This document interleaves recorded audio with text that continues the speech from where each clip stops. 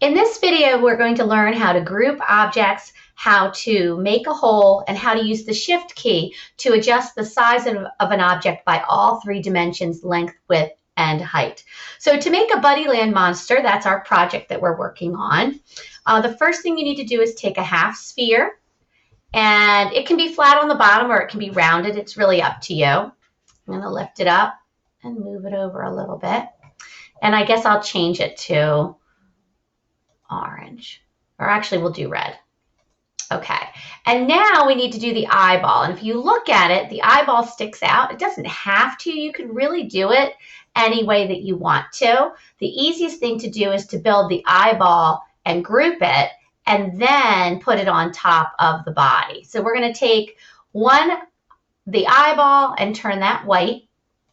And then we're going to take this one and we're going to hold down the Shift key on our keyboard, S-H-I-F-T. And when you hold down the Shift key, then you can click on any one of these white squares and adjust the size of all of the dimensions equally at the same time. So now we have a perfect little tiny sphere. So what we want to do now is make that black for a pupil. And then we're going to zoom in. We could use this or these keys here to zoom in on the object. And then what we're going to do is push it back until it's touching and then lift it. It's a little bit easier to move it around if you do that.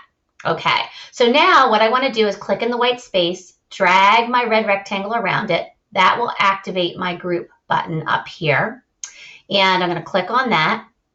And then what I'm going to do is click on the color and click on multicolor at the bottom, and I get all of my colors back. Now we have these arrows here. You have your spin, your rotate, and your flip arrows. So I'm just going to spin it so I can see his eyeball facing me a little bit better like that. Okay, so now what I'm going to do is I'm going to lift up the head, spin it a little bit because now he's facing the wrong way. Let me make it bigger. There we go. And then drag him over until he's touching, and then lift up the head until I have it adjusted the way that I want to.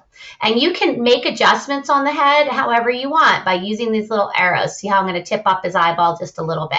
All right, so now what I'm going to do is I'm going to look for this rounded roof shape. It's really a half cylinder, and I want to completely flip it over. So I'm going to use this arrow on the top. Oop. Let me just do that again. There we go. We can just type in, we'll just type in 180 because that's what we want to do. And then we're going to change it to a hole right here. So now I want to make it a little bit narrower. So basically what we're creating is this smiley face right here. And once again, we have to use these angles.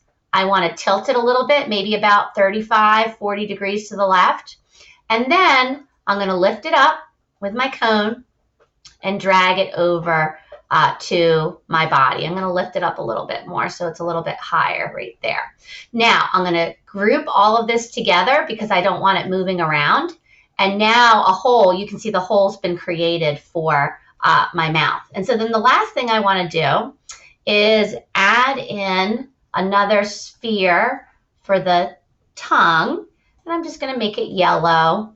And I'm going to hold my Shift key down again to make it a little smaller, and then drag it over till it's touching, and then lift it up, and you can kind of just push it in there, and there's your tongue. So not every Buddy monster needs to look the same, but it can be really helpful to use the group buttons. And by the way, if you click here, if you want to ungroup, this is the ungroup button right here. So if I did that, then my pieces are ungrouped and I can move them around separately. See, these are all grouped. So when I move this project, everything moves as one. But this one, it's not because I ungrouped it. I'm going to ungroup it again.